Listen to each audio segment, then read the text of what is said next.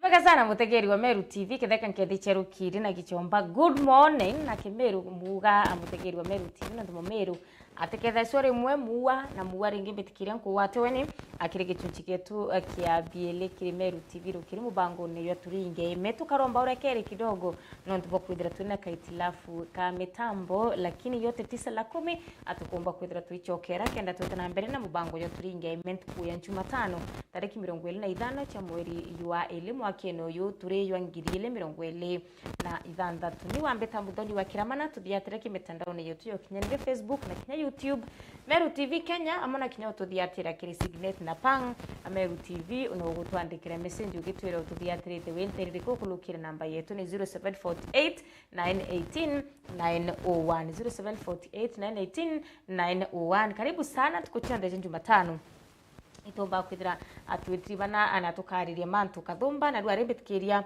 atumbe kwithira tukiwatanira na mutaalamu gichomba baita wa psychiatrist kana addiction na kinya addiction expert no mwitio u na ritore yawe ni Robert Kiprotich last week itoruna mutambone itombere kwithira tukiarire mantu jegi addiction kana kugwatwa utae ani mantu fulani twariririe mantu kathumba yayo mbike kwithira yetu wata utae ndira mtu addicted na menya ara addicted kana kinyendera muchore okuka na mtu wenu wa family aete addicted na tabumba kwithira bukimenya na wati utaigwa ritu ina Kiprotich renge na tukethera tukiarire matujege kuelewa depression kana ndikumenya kithira twa meta ndine mathwanio kana ikuthwanio muno sijui lakini akomba kwithira akitweleza ntikwenda uteita ankurikane tuna Kiprotich ano mwanga tumbe kwithira tuichenchia aluga tu thunguthe nendi leo tunapiga Kiswahili hapa na pale ngoso kidogo na mantu jendea kwamba kwithira ya gita sawa wata karamu na yuku akienda uba kwithira ukithomo ya kwithira kwina muchore oku ukethira akiona aina signs ira tukomba kwithira tukithomethua kana symptoms ira tukomba kwithira tukielezwa akienda bumenya atua ira bukomba kwithira buyi muyukiria karibu sana Kiprotich Robert salimia mtazamaji wa Meru TV komonya na kuona mara yake ya kwanza akutambue na pia ajue wewe ni nani. Asante. Jambo mtazamaji, kwa majina naitwa Kiprotich Robert. Ni mwanasaikolojia na pia mtaalamu wa uraibu. Nafanya kazi na hospitali ya Methodist Treatment and Rehabilitation Center ambayo inapatikana Meru Kaaga, that is behind Meru School. Karibu mtazamaji, tuzame katika ulingo wa depression. Karibu sana. Tuzame katika ulingo wa depression. Anyway, karibu sana Kiprotich, wiki yako imekuwaje? Nashukuru Mwenyezi Mungu, nimekuwa salama, sina lalama. Kabla tumalizie sintakuwa wakule Mombasani wale watwalani. Karibu sana. Kwanza kabisa kuna tuliongelea addictions last time na swali likaibuka watu wakasema wanataka kujua pia depression na signs of depression. Unapata sasa mama akona watoto wake wakianza kukua watukutu wanaanza kusema mimi nimeshikwa na depression. Unapata umekosa pesa wiki moja ya pili unaanza kusema mimi nimeshikwa na depression. Kila kitu unapoongea, kila mtu anapozungumza anasema niko na depression, niko depressed. Hata katika familia mambo kama iende vizuri vile inafaa kwenda, mtu anasema mimi niko depression ama niko na depression. Haswa depression ni nini? Kwani ni kitu tu ya kuongelelea, ni ugonjwa ama tu ni ile kitu tu tunafurahia kusema? Well, maybe niseme hatusemi hivyo kwa ubaya. Wengi wanasema hivyo kwa sababu hivyo ndivyo wanavyo ona depression kuwa.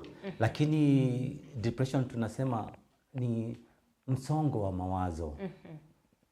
Kimombo inaweka vizuri, inasema it is a serious mental condition characterized by persistent sadness and hopelessness. Kumaanisha huyu mtu ni mtu ana msongo wa mawazo ambayo inamfanya yeye awe na huzuni mwingi na awe mtu wa kukosa matumaini. So hiyo ndio depression. Huzuni mwingi ambapo ndani yake kuna kukosa matumaini. That is depression. Karibu sana. Nao tutajuaje mtu akona depression? Kwa sababu sasa tumezoea wewe mtu mnyamavu, unanga mambo mingi. Sasa na depression, maybe kuna watu wanapata na depression wanatulia tu, na hata ujui tutajuaje uko na depression, ama tutakategorize aje hii ni depression na hii ni stress ama ni kitu kingine. Well, niseme kuna vigezo kadhaa ambazo zinaweza kukupa clue ya kwamba kidogo huyu naona amevuka mpaka. Niseme hivi, umemention jina stress na depression. Kwa wengine, kwa mtazamo mwingine, huwa tunasema maybe depression is accumulated stress.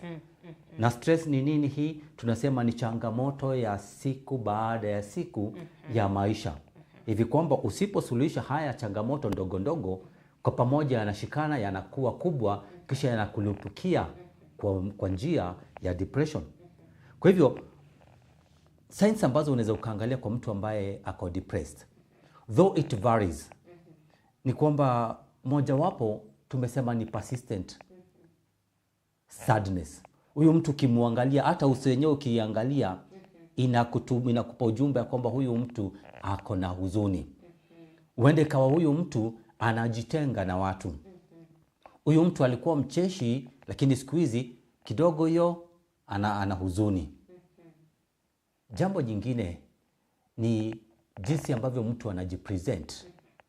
Kwa mfano, hali yake ya usafi. Kuna watu wengine wakiwa depressed wanajiachilia. Unapata usafi kama ni kuoga, kubadilisha nguo, kupiga mswaki, meno, yote hiyo wanaitelekeza. That can tell you ya kwamba kidogo mambo hayako salama. Jambo nyingine ni cha appetite. Kuna watu wengine wakiwa depressed, wengine hukula sana na wengine hupunguza kula kwao. Na hiyo inaendanisha sambamba na kunenepa kwa mwili na kupunguka kwa mwili. So kuna wengine unasikia mtu wengine wanambia, na siku hizi umekonda, kwani kuna kitu inakusumbua? Kuna wengine huenda ikawa hivyo, na kuna wengine huongeza mwili kwa sababu ya kula zaidi, kwa sababu ya depression. Nyingine ambalo unaweza ukaona kuwa sign nyingine ni hali ya mtu kukosa interest kwa vitu ambavyo awali alikuwa interested kwayo. Mfano, labda mimi nilikuwa napenda sana kuwatch mpira. So ingefika ni wakati wa mpira, nimetokeza na marafiki zangu, lakini siku hizi kidogo wakati wa mpira sina interest. Wakija hata kuniita tuende tukaangalie mpira, hata sitokei. So ile na lose interest pole pole. Jambo nyingine ambalo unaweza ukaangalia katika mtu ambaye ako depressed. Kuna wengine they end up having psychotic depression. Unaona mtu kidogo ni kana kwamba ile lugha mtaani kule tunasema ni kama amechizi kidogo. Mtu ukaona mtu anatembea njiani anajiongelesha yeye mwenyewe. Ama mtu anatembea njiani unaona anaongea kirusha mikono, and you are like, shida gani na huyo mtu? Tulisema daktari ama tunasikia mtu akisema tukipatana kwa barabara nikiongea peke yangu. Don't disturb me. Yes. In a meeting Yes. by myself. Yes. At what point does it differentiate between sasa wewe ile pia wewe kuna ile time unajipataka kuna tule conversations unajiongelesha kwa barabara, hata kama auendi to an extent unarusha mikono unaongea kwa sauti, but you speak to yourself. Unapata hata kidogo hata mdomo inaonyesha unaongea. And again naona depression, lakini kuna huyu mwingine ako na depression anaenda tu akiongea, tuna differentiate hadi between wewe mwenye uko normal na huyu mwingine ako na depression sasa na imemshika kabisa. Unajua mara nyingi we expect unapojita mkutano ile mnasema ya me, I and myself. We expect that to be a private meeting, that an outsider should not realize that you're in a meeting. So when you call for yourself for that meeting, ni ujinyamazie, wewe tu jiongeleshe tu, lakini tusione chochote. Wakati mimi nitasense chochote ndio ni mkono unarusha ama maneno yanatoka kinywani mwako, nitasema kidogo ushavuka mpaka. So let that meeting be within yourself. But the second person and outside the person should not read anything from you. Sijui kama kuna aina za depression ama depression is depression. Kunazo aina za depression na hii inategemea uzito wake. That's why tunakuwa na mild depression, tuko na moderate depression, tuko na severe depression. Kwa hivyo kuna hizo hatua za depression. Zipo. Difference ya mtu mwenye ako na mild, mwenye ako na ingine umesema ya pili ni severe, severe moderate. na moderate. Aha. The difference kwa sababu sasa unaweza pata kuna mwenye ako na severe, kuna mwenye ako na moderate na kuna mwenye ako na hiyo mild depression. Difference ni nini? Tutawa differentiate aje hawa watu wote na wako na depression? Okay, kama wataalamu kile ambacho huwa tunafanya, hauwezi tu ukaambia mtu wewe uko na mild depression severe kwa kumtazama. Tunazo vipimo, vigezo. There's what we call PHQ-9. Mfano, this is a tool ambao huwa tunatumia kuweza kuassess a client or a patient in this case. Na from score yenye ata score ndio itakwambia huyu ako katika moderate, huyu ako katika severe ama ako katika mild. Yes, kwa hivyo kuna test that we run. So hausemi tu. Okay, and what is the difference between kukua depressed na ile sad feeling? Sometimes you wake up and feel so sad. Yes. Utakita kuona mtu, utaki kuongelesha mtu, just want to be alone. What is the difference between that person who is feeling so sad and that person mwenye ako so depressed? Okay. Well, niseme the difference lies in the duration. Now, for depression, we say it is persistent. Right? Kumaanisha imekuwepo na inakuwa kule kwa muda mrefu. But a normal sadness, hiyo ina happen. Mfano umepoteza mtu, ama umepoteza kitu, umepoteza kazi mfano. There's that feeling of sadness. It is normal. Lakini isi last for long. So if it lasts more than 2 weeks, that's where now we have the difference, we draw the line. That one now turns into now depression. That's where we draw the line. Yeah. Okay, unajua kuna wale watu wengi wako na maugonjwa for example zile zinatangwa chronic diseases. I don't know kama zinaweza lead to depression. Exactly. Now, this leads to the question, what causes depression, right? And that is one of the major causes actually. We call them, terminal illnesses or chronic illnesses, right? Unapata kuna mtu mfano labda ana cancer, for example, maybe amediagnoziwa ako stage 4. Stage 4 kama daktari tunasema, imemetastasize. Yeah, so it is not located in one area, so imespread kwa system. So unajua tu hii case yako hautachukua muda mrefu, kile ambacho kinakungoja ni kifo. So kwa sababu ya hiyo utapata kuona kwamba mtu ataingiwa na msongo wa mawazo and he or she can sink into depression. So hiyo ni sababu moja, it is possible. Na sababu ya pili, we have what we call biology, yeah, ambapo ni chemistry imbalance, chemistry katika brain. Hiyo inaweza ikasababisha depression. Ya tatu, we have what we call life events. Life events, these are day-to-day things that we undergo. We call them the environmental. For example, something like divorce, something like loss of job, yeah. Jambo gani nyingine? Okay, kitu kama issue za mapenzi, hizo vitu hizo za kila siku, and environmental factors can cause depression. Nyingine la muhimu sana ni also genetic predisposition. Okay. Yeah.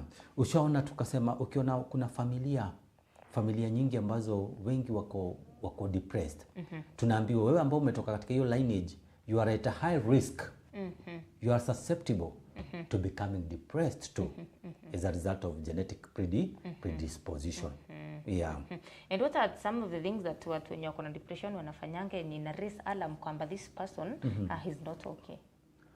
Well, mambo ni mengi na nikasema wengine hawezi wakajua. Yeah? Utasikia mtu anaanza kuongea vitu zake, for example asema maneno yake mengi are geared towards negativity. Ukutana na mtu mwenye baada ya salamu, hata salamu yenyewe ukimuuliza hali gani, yake tu ni kwamba siko sawa. Jambo la pili, maisha inakupelekaje, si mzuri. Yeah? Kila kitu yake ni negative. Na utasikia saa zingine hata mtu anatoa maneno, for example anakuambia maisha imekuwa ngumu, natamani hata afadhali ingekuwa exactly.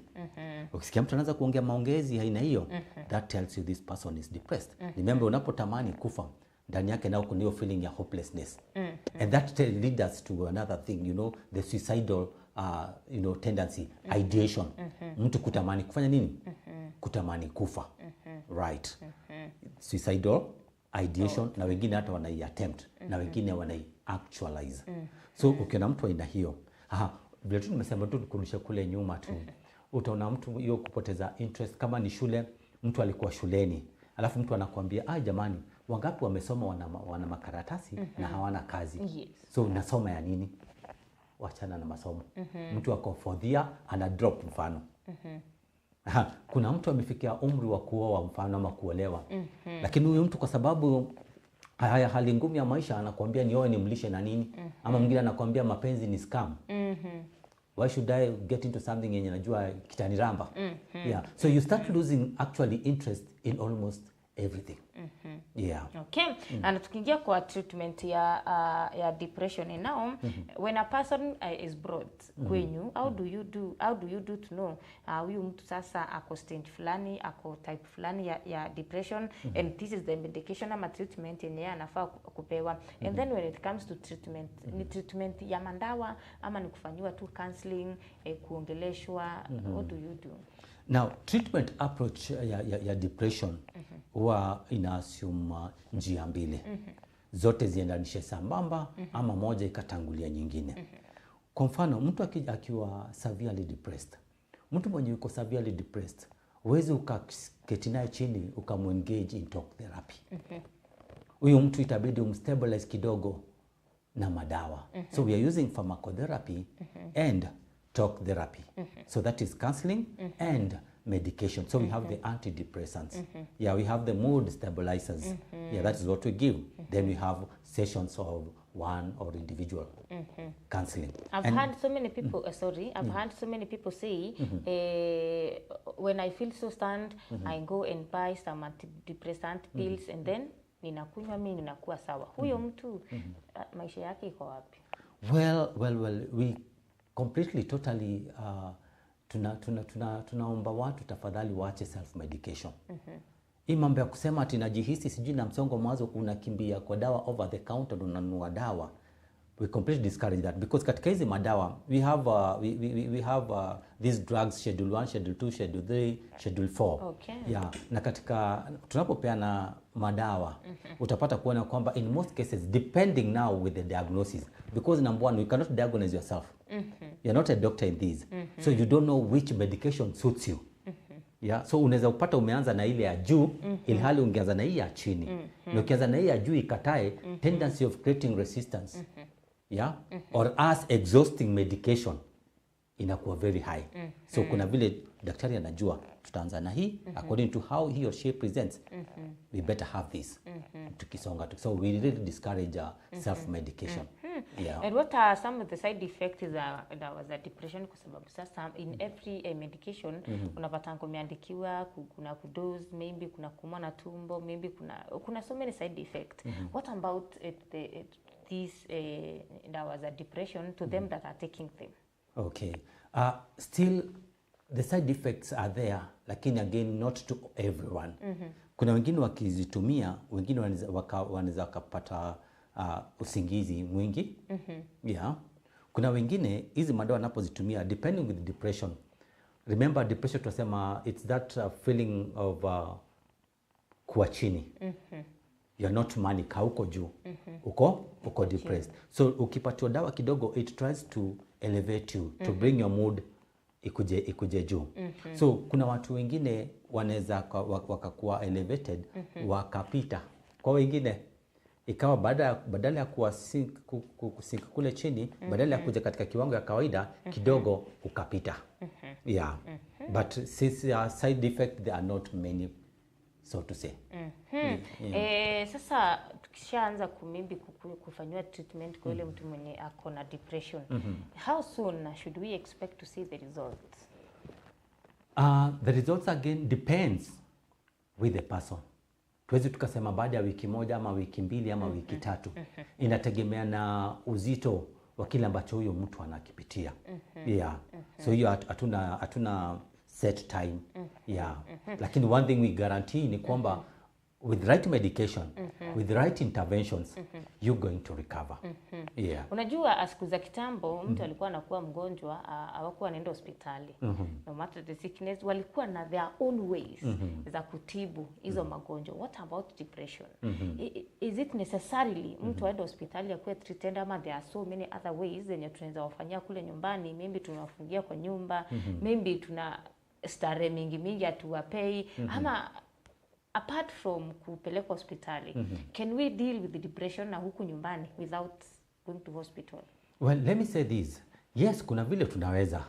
But hii inaweza kuwa ni intervention that is within your reach. Kwa mfano, watu wengine they are suffering depression and all they need to overcome that depression is a listening ear. Wow. Yeah. Anahitaji tu mtu tu mwenye atamwambia, atoe zake zote, atapike yake yote, na ikimtoka akuwe sawa. Sasa assume uko hapa hivi na mtu amekuja umemsikiza.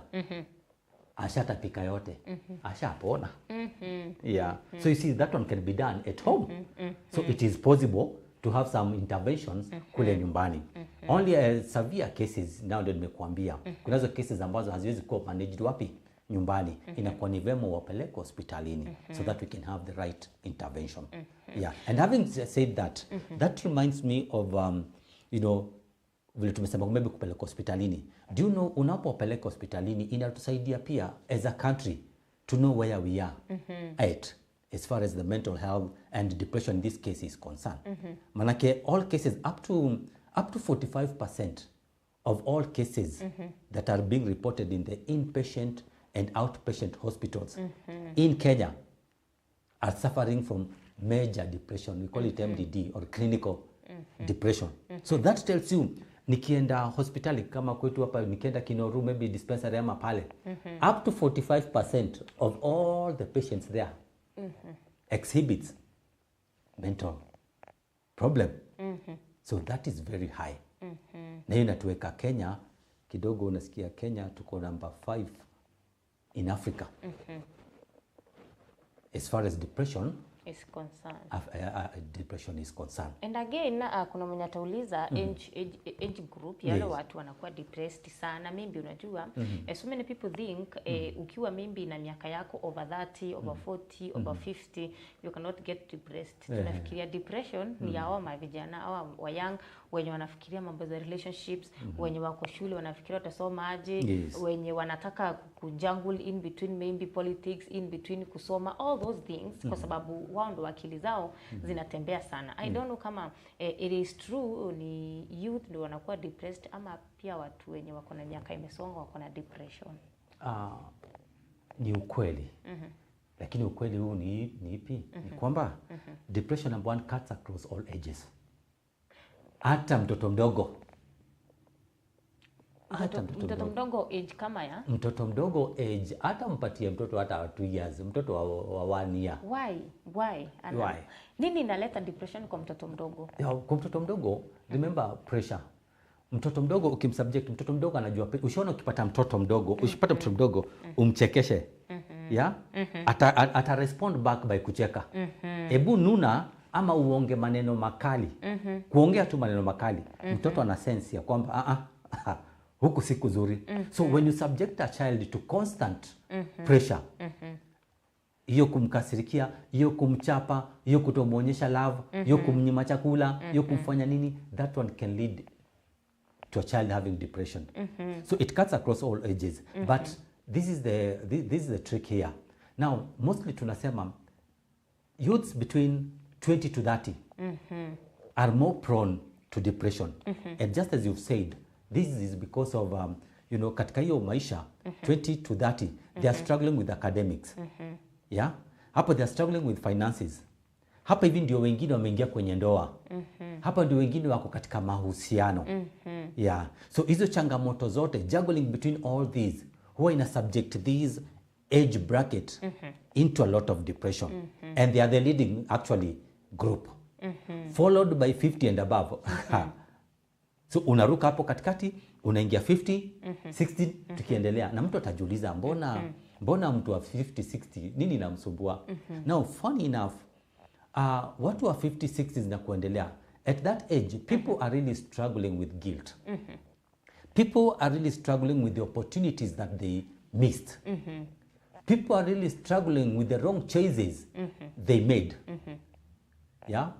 So at that point unapata huyo mtu akiangalia nyuma hana uwezo ya kubadilisha chochote, but he or she is now reaping or living in the consequences. Now he is very bitter. And that's how depression now starts kicking. Mtu anaangalia anasema, gai, wakati ule kulikuwa na plot ilikuwa inauzwa 5,000 na nilikuwa na pesa lakini nilijiingisha kwa vitu zingine sikununua. Now I'm suffering here because of the wrong choice that I didn't do. So anaanza feel bitter about himself. Slowly inaanza kukick in. You made the wrong choice by marrying the wrong partner. Sasa saizi ndio kinakuramba. Yeah. So that is how now 20 to 30, then 50 na kuendelea. Yeah. And when symptoms zikiworsen, unajua kuna kuanga na emergency. I don't know emergency depression ni gani, kwa sababu sasa for example tuseme mtu amekuwa mgonjwa, amewezwa akiwa nyumbani. We can always call an ambulance, haraka chap nini. Now what about symptoms za depression ikiona zimepersist kabisa na zimeworsen? Yes. Unaona this person alikuwa anaendea he is not ending in the right place. What do you do? Ama the emergency yenye tunafaa kutake ya mtu ako depressed? Well, let me say this. Mtu ambaye ako depressed, huyu ni mtu ambaye tunastahili kumwangalia kwa karibu sana. Manake mtu ambaye yuko depressed anaweza enda akafanya jambo la kumharm. That's why katika depression again we have the tumesema tu suicidal tendency, suicidal ideation. Mtu anaweza fikiria kujitoa uhai. Na wengine huwa hata wana fake. Unaweza kupata mtu tunacheka nikiwa na wewe saizi hapa hivi najipresent kana kwamba sina shida. Nacheka, tunapiga story. Alafu ukitoka hivi to the next second nishajihang. Then you'll be like, si alikuwa sawa? Tumetoka kupiga story. Mbona amejihang? Unanipata? So tunastahili kufanya hivi, ukipata mtu kidogo unaona signs zake ziko persistent. Don't wait until mambo yakazidi. Yeah, it might be too late vile mimi husema. So ukiona tu kidogo mwenendo wake si mzuri, call for immediate medical intervention. Yes. Na usisahau tunasema we call for immediate medical intervention kwa sababu actually suicidal risks, suicidal attempts zimekuwa nyingi. Do you know in Kenya right now, every day tunakisia kwamba tunapoteza watu 4 by suicide. Wow. 4 people every day by suicide. And that is the ones that are reported and documented. Na huwa tunasema nyingi ni zile ambazo ziko undocumented and unreported. So if I double it, even doubling it, naweza sema tuko watu 8 kila siku Kenya. 1,460 people in a year. I'm telling you. By depression, by suicide. Unanipata? So it is something that it is an issue that is affecting the nation. Because ukipata watu wengi wanajitoa uhai, unapata productivity haipo. Mtu mwenye ako depressed, he or she cannot function. So productivity ya Kenya, we are losing almost 62.1 billion every year because of loss of productivity. Yes. Unanipata? Yeah, so unapata kuona kwamba kidogo tuna kibarua kama nchi. How important are follow-ups wakati mtu ako depressed? Well, it maybe is kwenyu kama madaktari na pia to us wenye tuko nao watu wako na depression. How follow-up is important? We normally say this. Tumesema it is a persistent feeling of sadness. Huyo mtu amepatiwa madawa mfano, huyo mtu ameongeleshwa. It is always good to walk this journey with that patient or client mpaka mahali ambapo atakudhibitishia na hata utadhibitisha ya kwamba huyo mtu yuko sawa. Kama kuna jambo lilikuwa linamsumbua, for example kama ni ugonjwa, tembea na huyo mtu mpaka ukampeleka mahali atafikia acceptance, akubali ya kwamba kweli ni hivi kupo na matokeo yote atakayotokea niko tayari kwa matokeo. At that moment umefikisha huyo mtu mahali salama. Yeah? Kama ni kwenye mahusiano, mtu alikuwa bitter kwa sababu ameachwa. Watu tunasema saa zingine ukiachwa achika. So kama utafikisha hiyo level ya kuachika na kubali kuachika, you've achieved. Hiyo tunasema hiyo imeondokea. So it is always good to work with. So it's not a one thing kuja nikupe dawa enda nyumbani. At sasa uende upone mbele. We always do follow-ups. And that's why we give TCAs to come again. To come again so that we continue with follow-ups. And after kama sessions, we have 1, 2, 3, 4 depending then with the issues that you're handling, number of sessions. And I would love to know kama depression ni ugonjwa wenye tunaweza mtu anaweza pewa dawa na apone, ama ni ile ugonjwa tu mtu ako nayo, lakini ni kumanage tu. Hata akikunywa dawa, you have no hopes as a kwamba this person at some point atakuwa healed completely. No, with depression utapona. Nakumbuka wakati mwingine tulikuwa tunazungumzia addiction, tukasema addiction haiponi. There's no cure, but for depression there's cure for depression. Ya tumesema ukipatiwa madawa na utapata kile ambacho kimechangia depression. Once you overcome it, by virtue of you overcoming it, inamaanisha hivi, kuna ile yes hiyo shida bado ipo lakini umeikubali. Hiyo ni kuishinda, umeishinda. Kuna ile hii shida ilikuwa na sasa imeondoka. Yes, ikiondoka ndio hivyo, ishaondoka. Yeah, so with depression unapona. Okay, thank you very much daktari. Tunapomalizia ningependa you look at this camera and that those people wenye wako na wale watu wako na depression, they are going through depression, mpaka pia unapata kuna wengine pia hawajui their colleagues ama their people wako na depression, wanawaona wana behave in a certain way yenye hawajazoea wakibehave hivyo. And I don't know which advice will you give them ili tukue makini looking kwa watu wetu, tuone wakati ameanza kuchange tunajua. Na pia wale watu wako na wale watu sasa washajua, washawapeleka hospitali, wako kwa treatment, again unapata they are despised. Tukishajua this person has a certain disease, has a certain condition, tunawa despised. Unapata huko Gishagi unapatanga Kikombe akona yake, sijui Kijiko akona yake, yani wanatengwa kabisa, ni kama ni wale watu wako na ugonjwa haiwezi pona. Talk to those people. Well, niseme hivi, mtazamaji unayenitazama asubuhi ya leo, hebu nikufahamishe ya kwamba moja kati ya watu 4 are struggling with depression. So sijui hapo hivyo kwenyu 1 out of 4. Out of 4. Yeah. Hapa studioni tuko ngapi? 1, kati wa 2, 3, 4. Katikati yetu. Na sijasema ni wewe. Na pia mimi sijataja mtu. Haya, sasa unaona tukienda hivyo ni kumaanisha wengi wetu ni wagonjwa. Kwa hivyo hii mambo ya unyanyapaa, the stigma, we should stop that.